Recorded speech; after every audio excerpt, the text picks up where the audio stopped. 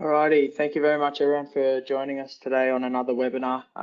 Really excited to present this one to you on drone solutions supporting the management of COVID-19. Now, we're going to wait a couple more minutes for a couple more attendees to join us, and then we'll be on our way into learning about the current solutions supporting the current coronavirus. So just bear with us and we'll be back in just a moment. Thanks.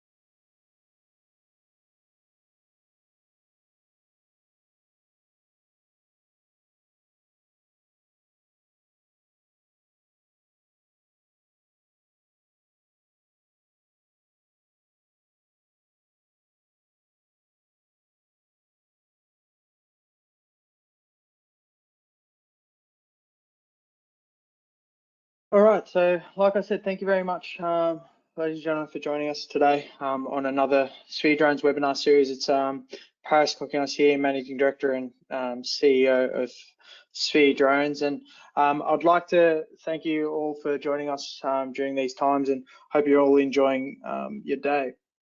Now, I'll be presenting this this webinar today, and it's been put together by my fantastic solution engineers. So I can't be more grateful for having them working behind me. But to work through the agenda for today, it's going to be a nice short webinar, just defining what's going on within the current landscape and how some drone solutions are supporting the management of COVID-19. And I really do look forward to sharing some of our solutions that we may have put together, well, not may have, but some of the solutions that we did put together.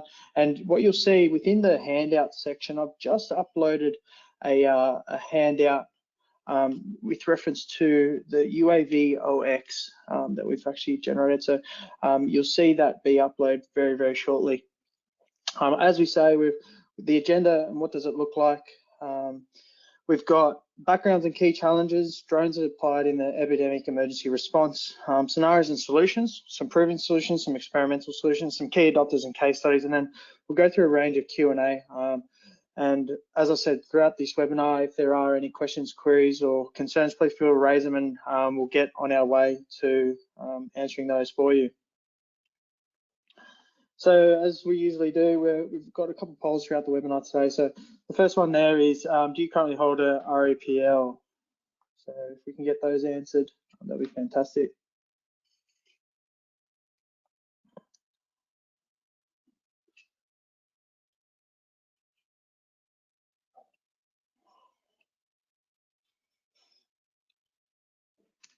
Great, thank you very much for all of you that have answered it.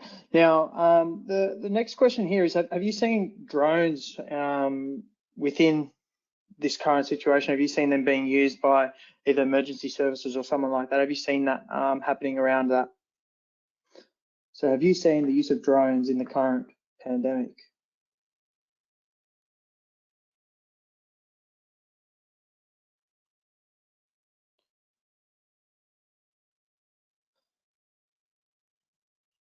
Alrighty, well, thank you for that. Now, it looks as though that there's not too many people that have seen the use of drones within this webinar out there at the moment. But look, without further ado, to talk a little bit more about Sphere Drones and who we are. So Sphere Drones is we strive to be an end-to-end solution provider for all your drone needs in an ever-evolving drone landscape. Now, we provide all capabilities, or majority of the capabilities out there, from sales right the way through to maintenance, repairs, training, consulting, rentals, on-site support, and enterprise agreements. And more recently, we're in the process of developing and final stages of testing our new application to help manage fleets, and that platform's called Cura, and I look forward to presenting that in the upcoming webinars. Now, us as a business, we're located in both Sydney and Perth. Our current offices are down to minimal operation. We've got all of our team working remotely and working from home at the moment. So our current offices they're available for people if they want to come in and drop off repairs and that kind of stuff, but minimal operational out of those instances. Now, the current situation we're faced with the global coronavirus. So there's 2.6 million global coronavirus cases, and for us here in Australia, we're not too bad compared to a number of the other countries out there. But there's a range of different solutions out there and opportunities out there for drones to really innovate the nature of this coronavirus. Now, we'll go in a little bit more detail to some of the solutions and all that kind of stuff a little bit later, but as you can see there, some of the measurements that are currently undertaken by governments are that there's a medical response delivery opportunity there. There's communication to public around critical health and safety messages. So whether it's a drone broadcasting down on people, there's inspection to disperse residents from gatherings and reduce the risk of infection. You've got body temperature checks at community facilities, public areas and residences. There's also continuous disinfection of public areas. We're also seeing to ensure that supplies, including masks, disinfectants, all that kind of stuff could be delivered. So there's a range of opportunities there as drones emerge that really, that drones are really enabled during this time. So drones are gathering quite a bit of media attention, and while it's still very unclear as to how effective these new techniques are, there's, like, for us as an organization, we want to share how novel these applications are and the partner network that does exist between the drone community. There are a number of organizations helping to contribute to fight the spread of COVID-19. So as you can see, there's a number of media titles there. So should the UK use drones to disinfect public places? There's another one there. The WA police will deploy drones in public areas to sound warnings. Then there's another one there is zipline drones deliver test samples in Africa. Another title there is over 50 towns and cities across 18 Chinese provinces are using drones for public safety and communication of inspection. So as you can see there, there's quite a bit of attention around drones and how they're being used in this current environment and current landscape. And I hope to digress in a little bit more of the applications that some of these media outlets are pertaining to. So some of the key challenges, as we've seen with the emergency response and approaching this coronavirus, are low efficiency, so disinfection of public areas, roads and traffic inspection and supply delivery. So those sorts of low efficiency regimes that were currently taking place can be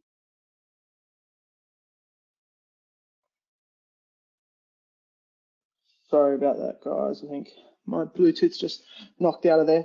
But there's another key challenge there is around the risk factor of human interaction and human contact for field work. So patrols, supplies of delivery, crowd dispersion, body temperature measurements, removing the human factor from that. There's another challenge there is that there's limited coverage. So how can we effectively communicate to the public, understanding and supporting the residents and the community? So there's a couple of key challenges there. Now, as we can see here, there's a couple of proven solutions and there's a couple of experimental drone solutions. So as you can see on the left-hand side there, there's inspection and dispersion. You've got the supply and delivery, and then you've got public broadcast. And at the moment, there's some experimental solutions coming into place. So spraying and disinfecting, body temperature measurement as another one. Now, we'll talk about the first one being supply and delivery. So coming again, we're going to talk about the supply and delivery, inspection, dispersion, and public broadcast. So supply and delivery. For the current epidemic prevention, drones can be currently utilised by law enforcement agencies, any sort of emergency services to deliver emergency supplies to citizens. What this ultimately does is reduce contact and reduces and increases efficiency. So we can deliver supplies quicker, but obviously we're faced with the challenges of current regulatory confinement. So that, in saying that, CASA really starts governing where you can and can't fly. And we've actually seen in a number of use cases here in Australia where CASA have come to the party during this current time for the better of the emergency services. But as we can see there, supplying and delivering of things, and there's a use case later on down the track of how in Africa they've been delivering supplies to communities using the zipline program. So that's the first one. Now, the solution that we see there is a Matrice 600, which has a 6 kilogram payload. It's got redundancy in terms of its GPS and IMU. So it's got triple redundancy there. It's got capabilities to mount and fly for a fairly substantial amount of time. Now, this solution here, the Matrice 600, is a solution that us as an organization have developed on during this time for the coronavirus breakout. So that's the system that has been used and proven during this time. The next one there, excuse me.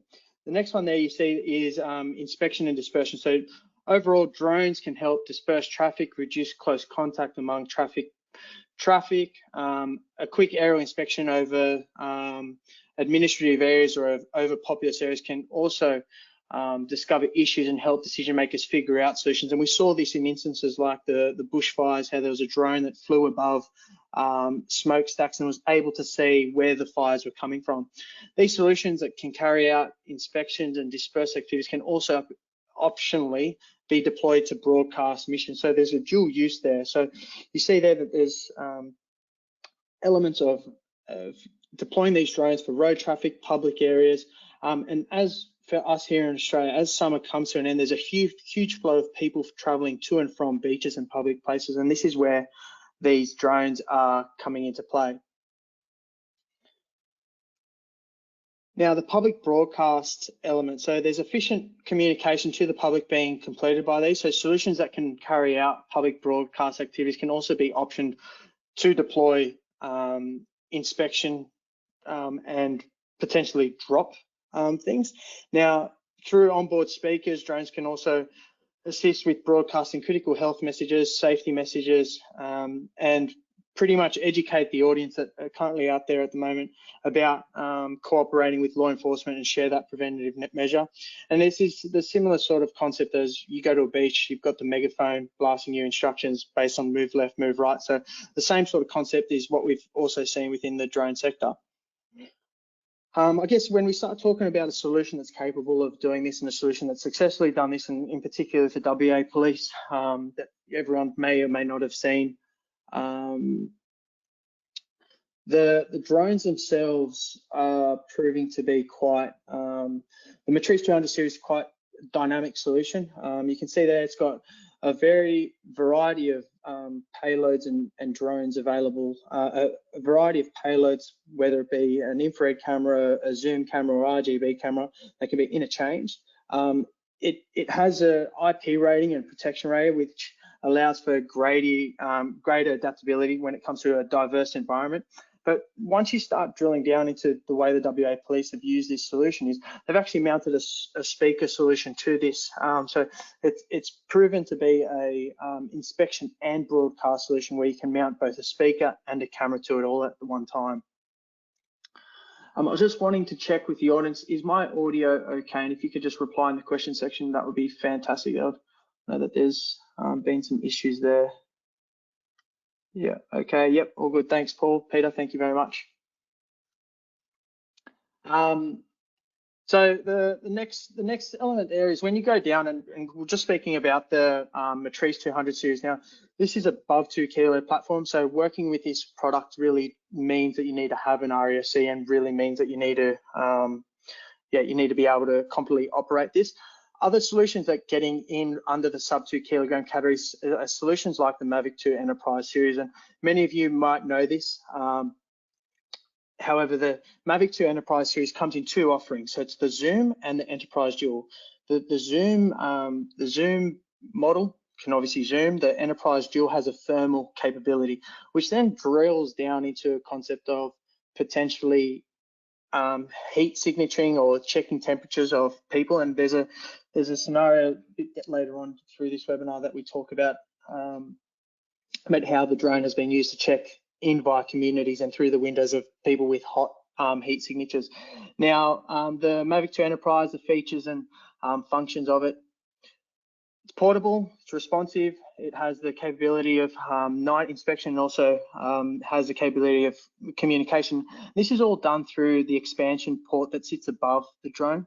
You can place a speaker on it, it's got a spotlight, it's got a beacon, and also you can operate the drone for extended periods of time with multiple batteries. So I think it's all up in all. If you've got about 8 or so batteries, you can run for about 5.5, 6 hours.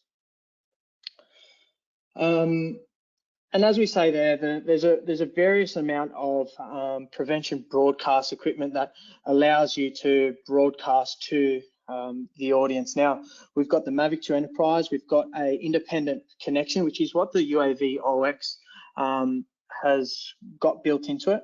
There's a PSDK speaker system that we currently support. And there's also, bringing all those functions together into Matrice 600 into a high power speaker system.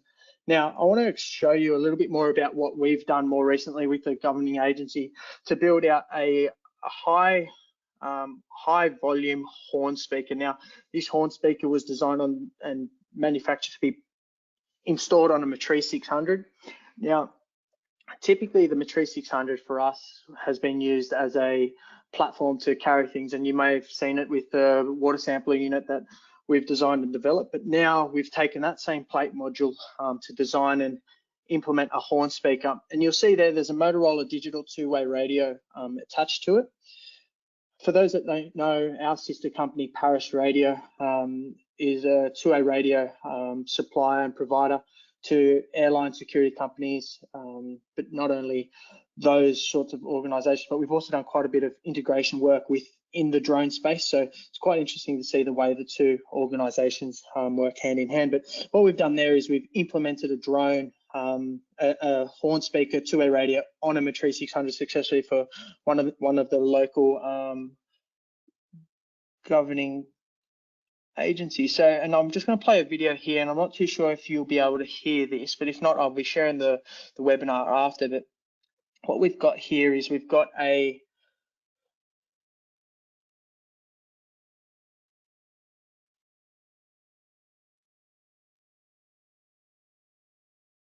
so that was a test that we did about 12 or so weeks ago, about 2 months ago. So early March, late February, we put together this system for an agency, and it was deployed in and amongst the Sydney region. Now, this is the case study that I was talking to you all about a bit earlier about the body temperature measurement. So there's use cases out there at the moment where there's drones identifying the potential infected person. So a quick temperature check to screen for potential infected people. This method reduces the spread of the disease, and for us as a community, it may be a quick win in defining whether someone may or may not have the potential COVID-19 virus. But I guess the methodology behind this, it's quick, it's efficient, and there seems to be, and DJI is putting some validity behind it. But with the sensors that they've got built into the drones and with the thermal technology that FLIR has, there's 0.5 degree of accuracy. And that is pretty rock solid when it comes to accuracy. Next slide. So the next application we've got here is spraying. Now, spraying is a very, very interesting topic. Now, agricultural teams and the likes of those people have quickly adapted to assisting with this epidemic prevention by spraying and disinfecting streets, towns, villages, all those sorts of places. Now, for your typical spraying drone, ultimately it removes the person from the spraying environment. It creates high efficiency operations. So spraying efficiency up to 100,000 meters squared per hour with the capability, with a spraying tank capacity of 16 liters.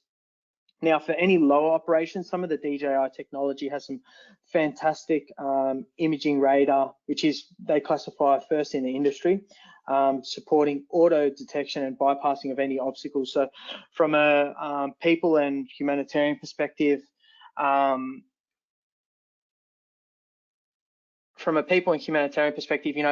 what's the people around the drone is fantastic. And as you can see here, there's two different models of spraying drone. The first one on the left-hand side is the Agras MG1P. Now, its latest and newest variant is the DJI Agras T16. Now, that T16 has a 16-litre spray tank. It's IP67 rated. It's got RTK centimeter level positioning, which means that it can fly in an accurate environment. It's got this new DBF imaging radar capability. It's got FPV, and it has the SDK enabled on board. So it really does allow for drones to be used within that sort of operation. So coming back to the flight times and how long we can fly for and all that kind of stuff, recommended configurations for your drones is, on average with the Mavic 2 Enterprise, you'll get about 25 minutes. If you combo that up with 6 batteries, you're looking at 6 hours. When you look at the Matrice 200 series, you've got, with a pair of batteries, 25 minutes flight time.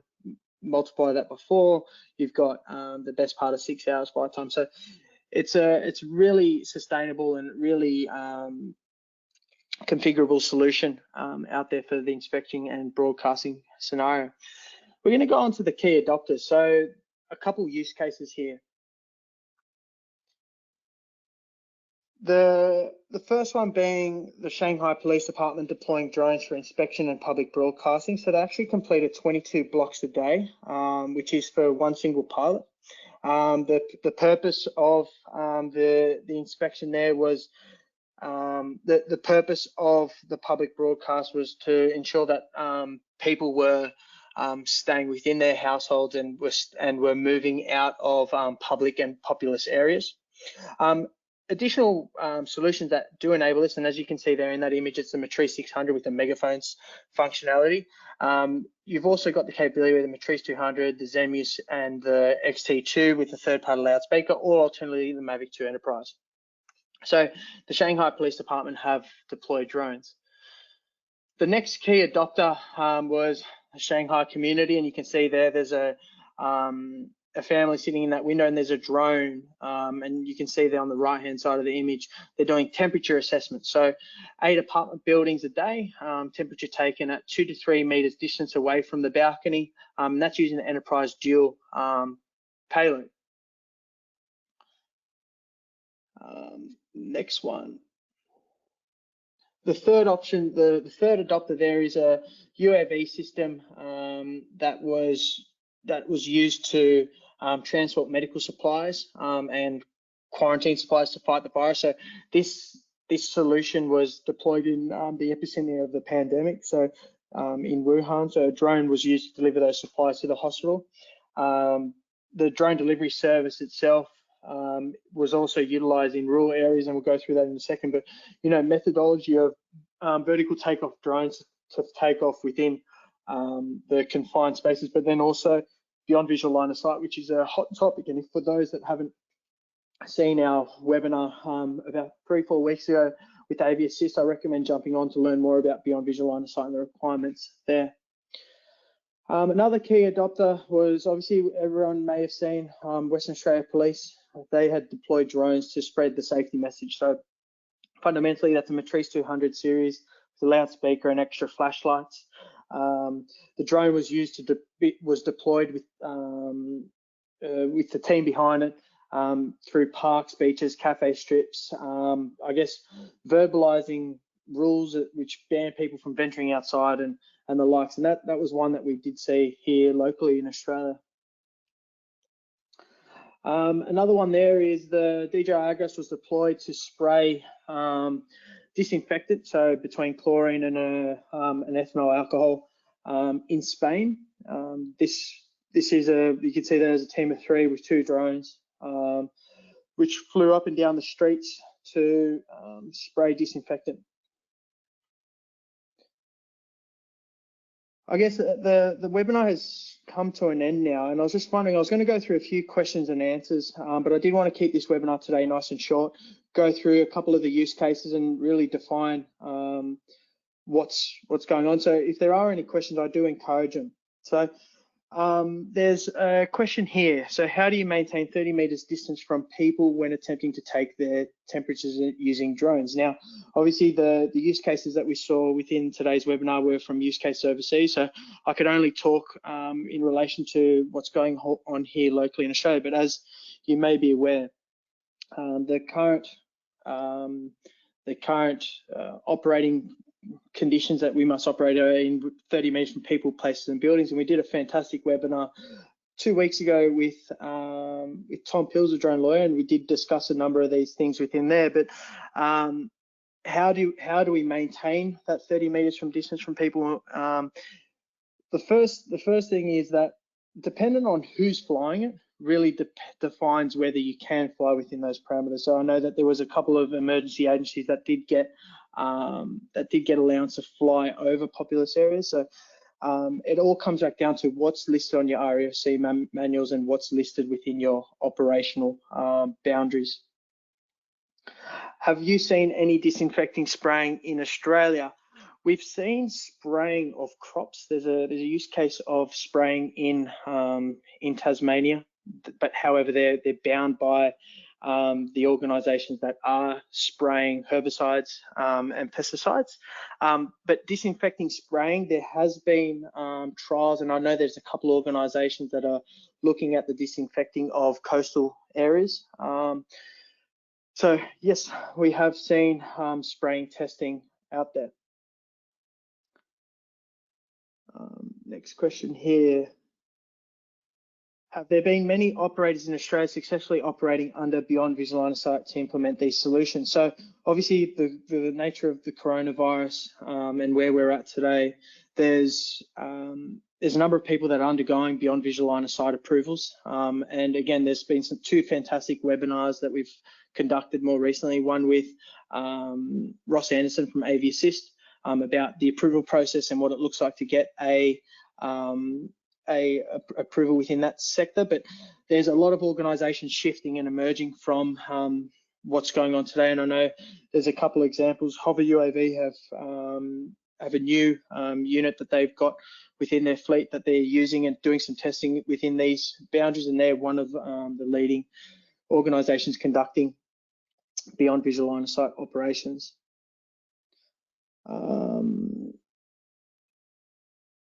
So there's just a quick question here. How can I gain access to previous webinars? So if you go to our website, spheredrones.com.au/resources, you'll see that there's a, what I'll do is I'll post here within the webinar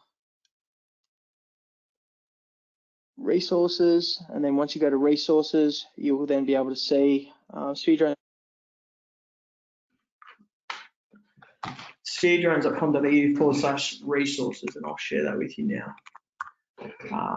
That's how you view all our previous webinars. We'll go a couple more questions here.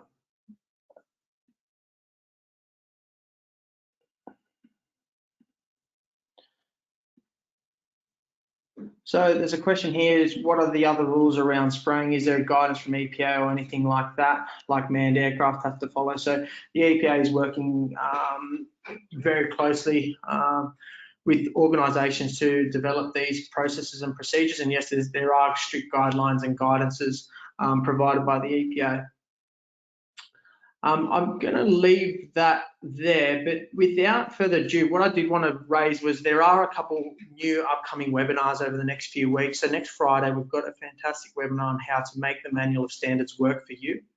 On Thursday the 7th, we're running a webinar on introducing the Emerson Hover Map, a fantastic LiDAR solution, which delves deeper into the use case and applications. On the 15th of May, we'll be talking about water sampling at depths with drones, a successful outcome that was completed with the likes of Sydney Water. It was a fantastic project to be a part of. And if there's anyone else that's interested in completing some webinars, I'd be happy to collaborate and move forward. Obviously, today was a bit more of an overview of what's going on with drones within this current pandemic, but I hope for a majority of you that was very, very insightful. Now, the last thing before we close off this webinar today, we're currently running 30% off our maintenance program for all your drones. And what does that look like? Drones come in, they get deep cleaned, maintained, stripped apart, replace perishable parts. We get that back to you, and its service history and logbooks are stored and housed within our platform. And for anything greater than 2 kilos, we are anything greater than sub 2 kilos, doesn't matter what make model it is, our team is certified to complete these maintenances for you on your behalf, and we have been trained by manufacturers like DJI, Flyability, Microdrones to conduct these. Now, you can save up to $430 per drone, so jump on into that sale. I'd like to thank you all for joining us again on another short webinar, and I hope you enjoyed the shorter webinar today. I know that the hour-long webinars can drag on quite some time, but really just wanted to, inform everyone what's going on out there, how drones are being used, and keep an eye out for another webinar series next week, and we'll be in touch. Thank you very much, guys. Cheers.